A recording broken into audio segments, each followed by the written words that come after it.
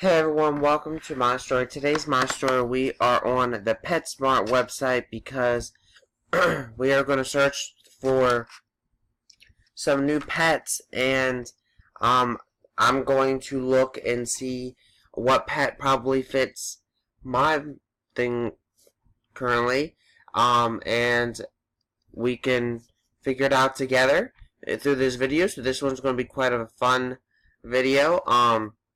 But before I get into the pets, I just want to remind you that when it comes to finding a pet, you gotta make sure it's the right person or the right type of pet for you, because if not, then you're gonna lose interest and you're gonna end up abusing them by neglect, which is something that is very serious, no matter what the animal is. So you gotta make sure you're gonna be in depth with feeding them and or any traits or whatever that they have. You have to make sure that you take care of them. So, I mean, this is a big responsibility for anyone that is looking for a pet. So, enough with that talk. Let's get into the actual pets. Now, I have a couple in mind on what I've been looking at, so we're just going to kind of go over them, and then at the ending of this video, I'll decide on which one I think best fits me. So let's get into it. First, I thought we would start out with the reptiles. First things first, I don't think I would ever own a snake. Not that they would make a bad pet for certain people, I just think it's not the pet for me. Fancy bearded dragon, I think that's kind of like an okay one, but I think it might be a little bit too big for what I'm looking at. A fancy leopard gecko might be potential, but the one that I'm on here to look for is actually two things.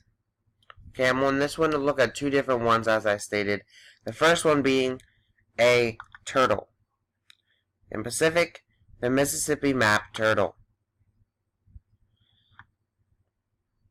Now it says the Mississippi map turtle is an aquatic water turtle, therefore it spends the majority of its time swimming and the rest of the time eating and basking on a dry rock in the sun. The care of a map turtle is much more like a fish, in that they need a tank almost entirely filled with water in addition to the turtle letting setup. Full-grown map turtles need plenty of swimming space, but typically a 75-gallon fish tank will do well for one male turtle. Females need more space. Gravel bottom with a larger rocks to create a beach on one side of the tank serves well as a basking area, and the dry docking station for your turtle or a variety of floating accessories are sold separately at PetSmart. Now we're going to go and do the other one that I've been looking at, which I don't know if I passed it. Yes, I passed it. Ah, there it is. The African dwarf frog. Okay.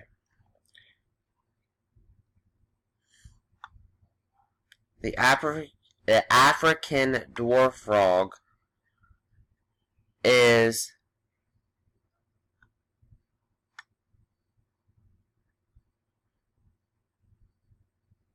one of the many frogs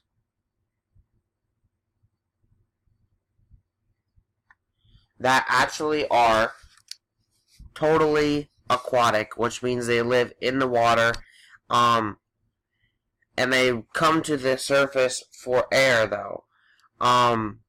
So this is more of like a fish frog in a way, if you think about it, because you can't really handle it, because if you do handle it, then it can die because you can't take it out of the water. They should not be handled. They eat live or frozen brine, shrimp, bloodworms, or krill, as well as prepared floating fish food diets. Feeding amounts once or twice a day offer an amount that are consumed within 3 minutes, and a 10-gallon tank or larger aquarium is required for a screen top or aquarium hood. For safety, you also want to include aquarium gravel, thermometer, and filter. Now we're going to go ahead and move on to some of the other options.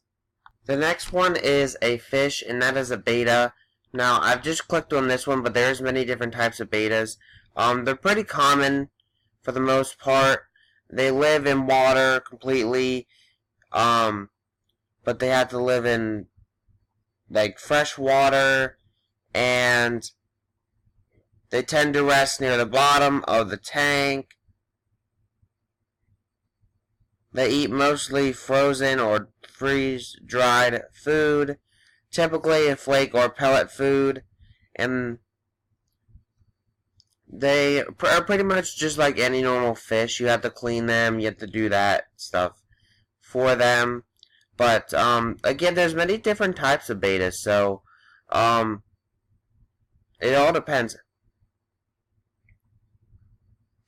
Moving on.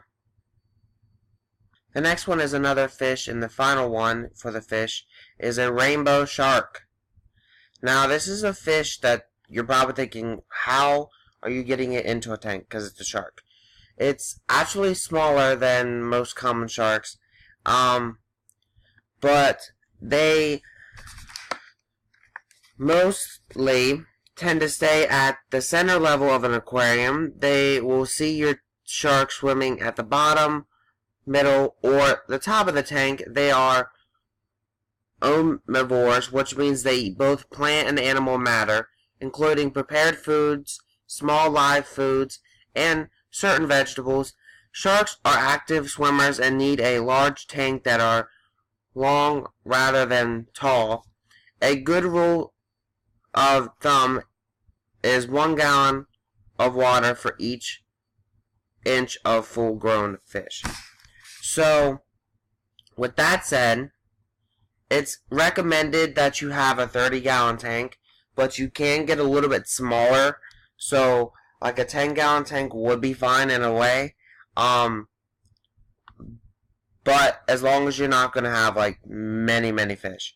And they can be semi-aggressive, this type in general, if you put them with other fish.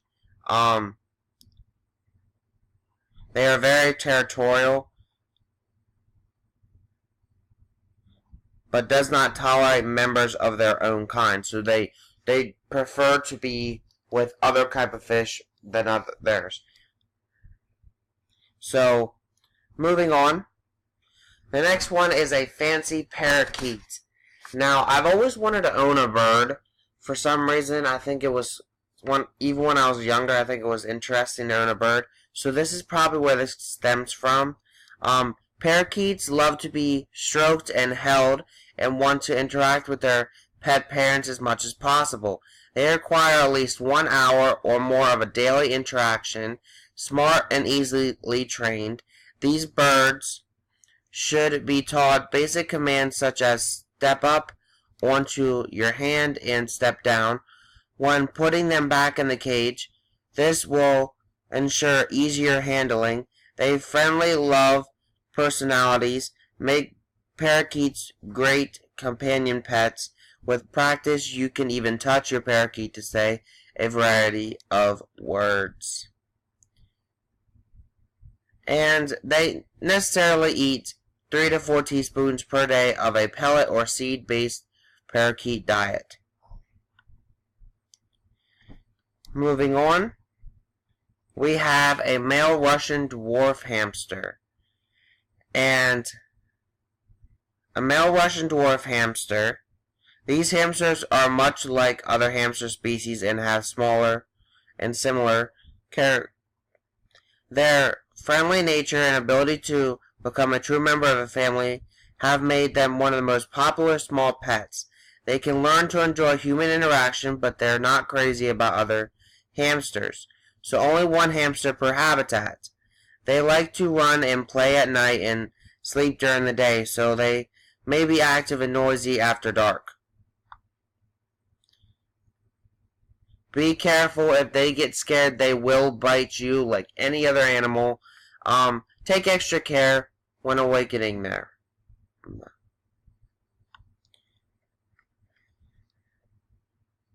Their front teeth never stop growing, so she needs a lot of healthy things to chew on, like treats and chew sticks. And they eat a normal diet for hamsters. Moving on. And the last thing is a gerbil. Now, I don't know why these pets have been very, very interesting to me, but pet availability is seasonal for these guys. But gerbils are gentle, social, and enjoy the companionship of other gerbils, as well as interaction with their pet parents. Gerbils have strong hind legs and are very powerful jumpers. They are curious and not easily startled, so they're great for busy and active households. And handling your gerbil gently, scoop her up or him up in both hands and hold her with cupped hands so she feels safe and secure. Remember to never lift or grip her by her tail.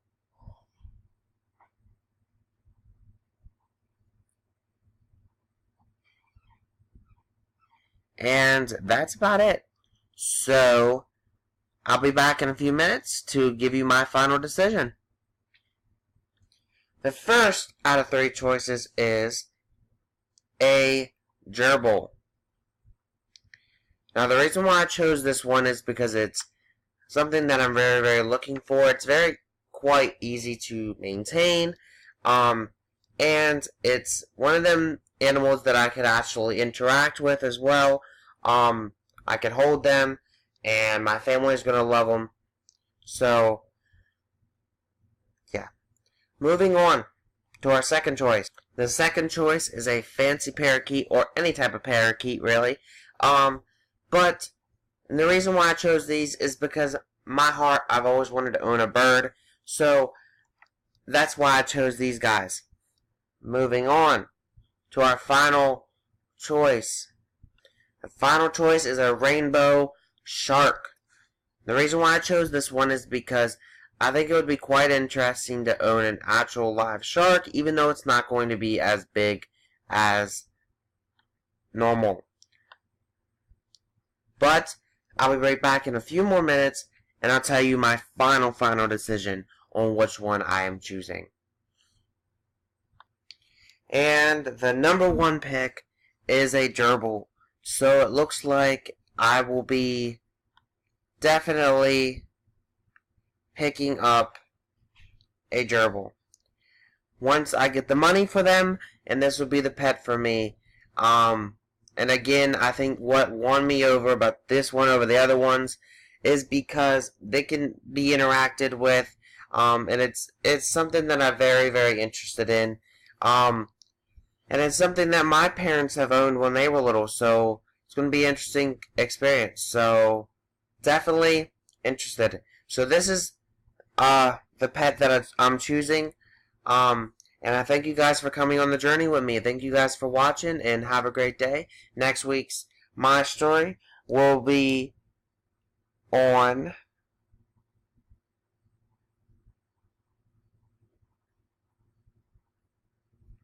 smoking cigarettes and the dangers with them.